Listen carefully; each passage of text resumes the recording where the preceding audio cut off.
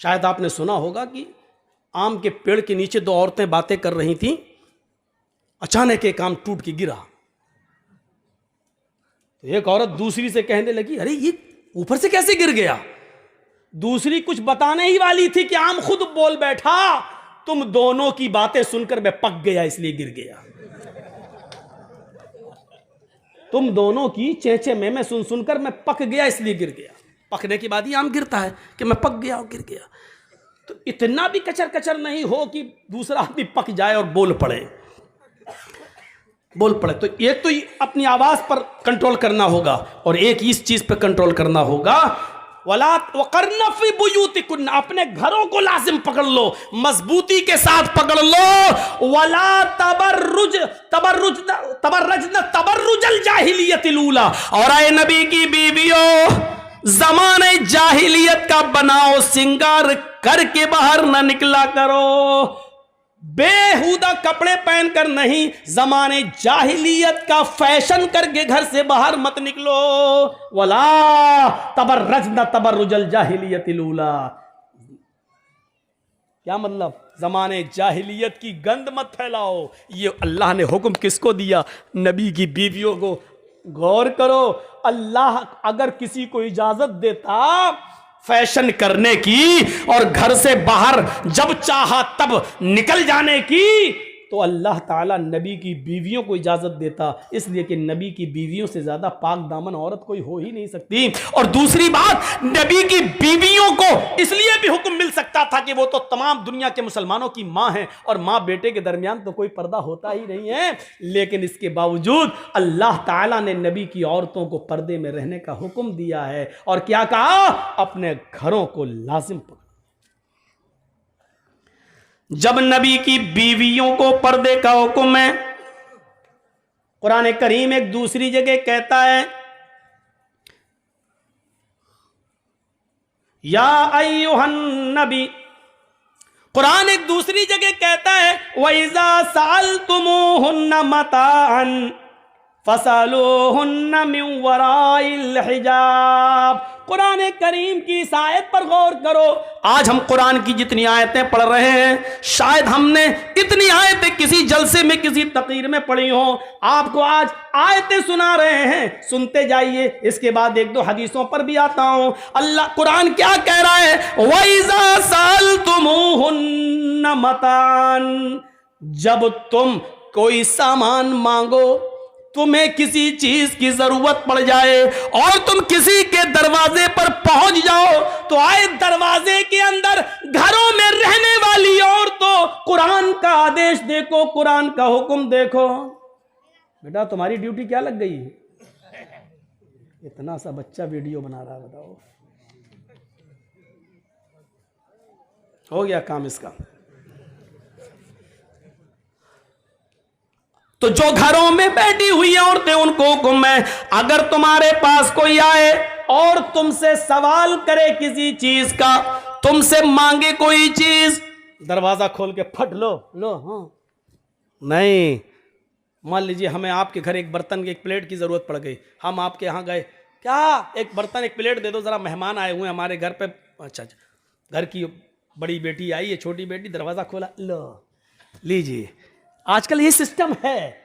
कुरान क्या कह रहा है? वइज़ा सअलतुमूहुन्ना मतान, अगर तुम किसी चीज का सवाल करो, कोई चीज तुम्हें मांगने की जरूरत पड़ जाए किसी घर, तो घर में रहने वाली औरतों को हुक्म दिया है, आए और तो तुम अपने घरों में रहना, और जो मांग रहे उनको हुक्म दिया, फसअलूहुन्ना मिन वराइल हिजाब, तो उन घरों में रहने वाली औरतों से पर्दे के पीछे से मांगना।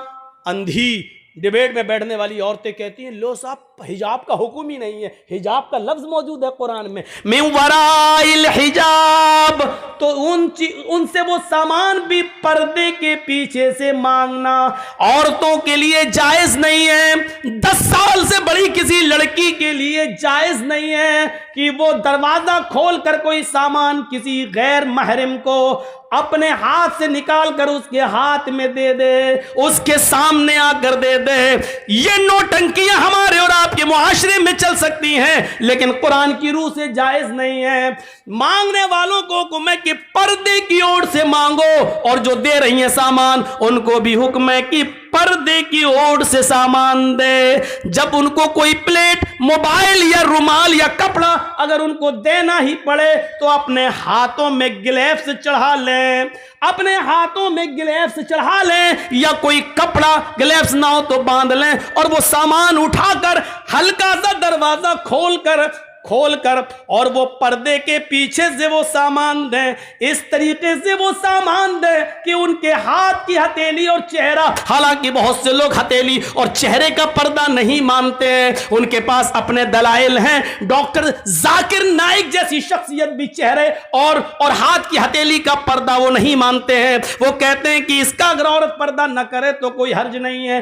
अपने अपने दलाइल और तहकीक हो सकती है मेरे प्यारे साथियों, लेकिन कुरान की इस आयत से इस्तिदलाल करते हुए मैं तो यही कहता हूं कि जब औरतों को पर्दे की ओर से हुक्म है तो मेरे भाइयों, अगर इस्लाम के अंदर से चेहरे को हटा लिया जाए, अगर पर्दे से हाथ की हथेली को हटा लिया जाए और पर्दे में चेहरा न माना जाए, तो फिर रह क्या जाता है? रहा जिस्म। तो जिस्म का पर्दा तो दुनिया की सारी औरतें ही करती हैं, हर मजहब की औरतें ही करती हैं। चेहरा ही तो अट्रैक्शन पैदा करता है, चेहरा ही तो ऐसा है कि जो दिलों के अंदर कशिश पैदा करता है, अट्रैक्ट करता है, इसीलिए चेहरे को का भी पर्दा होना चाहिए।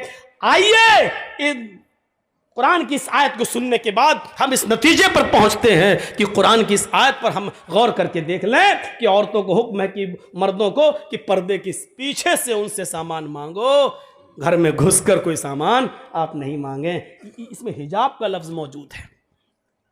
आइए कुरान की एक तीसरी आयत की तरफ हम आपको लेके चलते हैं। कुल लिल मुमिनाती यगुज़ुज़्न मिन अब्सारिहिन्ना व यहफ़ज़्न फ़ुरूजहुन्ना वला युब्दीन ज़ीनतहुन्ना इल्ला मा ज़हर। यही इल्ला मा ज़हरा है जिससे बाज लोग चेहरे और हाथ की हथेलियों का पर्दा नहीं मानते हैं। तर्जमा देखो, कुल लिल मुमिनाती यगुज़ुज़्न मिन अब्सारिहिन्ना, आए मोमिना औरतों, नबी अब मोमिना औरतों से कह दो, मुसलमान औरतों से कह दो, क्या कह दो? यग़ुज़्ज़न मिन अब्सारिहिन्ना, अगर जरूरत के तहत उनको घर से बाहर निकलने की जरूरत पड़ी जाए, देखो देखो, अरे उनको बंद कराओ, बच्चे हैं यार, इस वक्त क्या कर रहे हैं ये? भूल जाता हूं मैं। कुल लिल मुमिनाति यग़ुज़्ज़न मिन अब्सारिहिन्ना, अगर तुम्हें जरूरत के तहत कहीं निकलने की जरूरत पड़ ही जाए तो निकल तो सकती हो, लेकिन निकलते वक्त भी एक पाबंदी कर दी, एक बाउंड्री बना दी। क्या करो? यग़ुज़्ज़न मिन अब्सारिहिन्ना, अपनी निगाहें नीची रखोगी।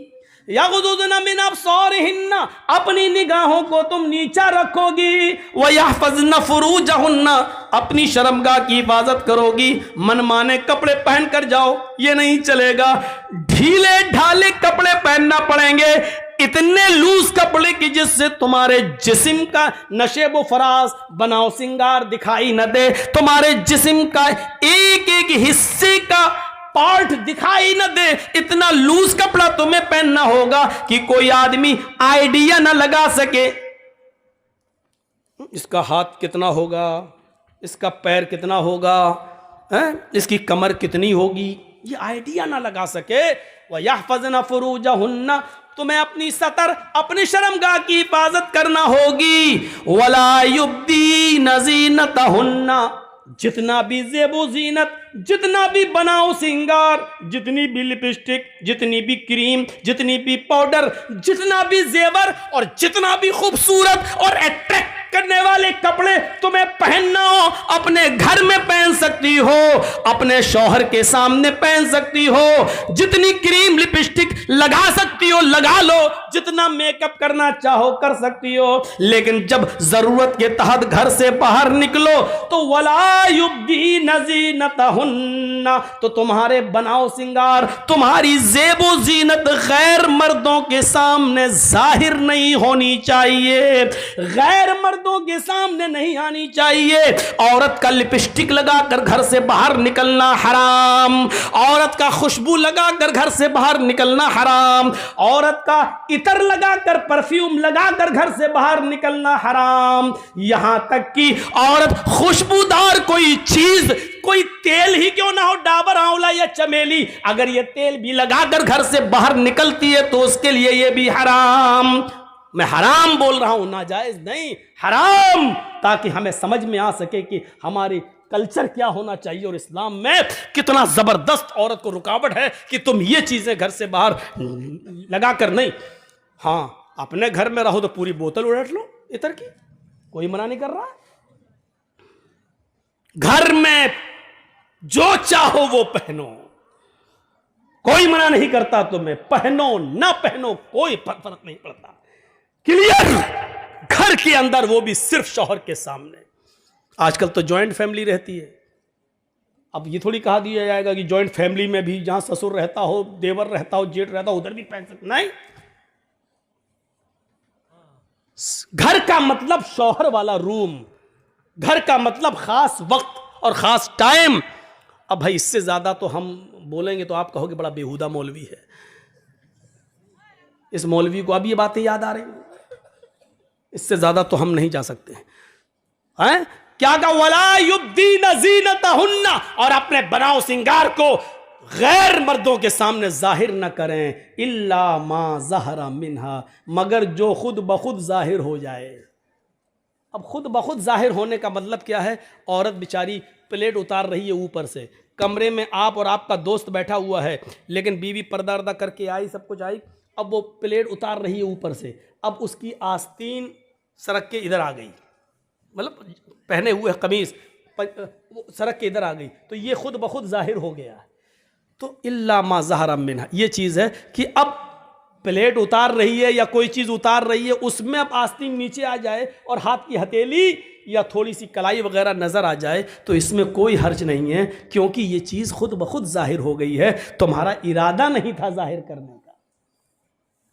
इसी तरीके से शौहर ने कुछ कहा और आप आ रही हैं और अचानक चेहरा सामने आ गया और दोस्त ने देख लिया, चूंकि वहाँ तुम्हारा शौहर मौजूद है, इसलिए चेहरा अगर अचानक खुद ब खुद जाहिर हो गया तो इसमें तुम्हारे ऊपर कोई गुनाह नहीं है, कोई बात नहीं, ये चीज़ खुद ब खुद जाहिर हो गई, आपका इरादा नहीं था जाहिर करने का। ये चीज़ आज तुम पता नहीं क्या सोच रही होंगी औरतें कि मौलवी तो आज हम पे बरस पड़ा, कितनी पाबंदी लगवाई यार।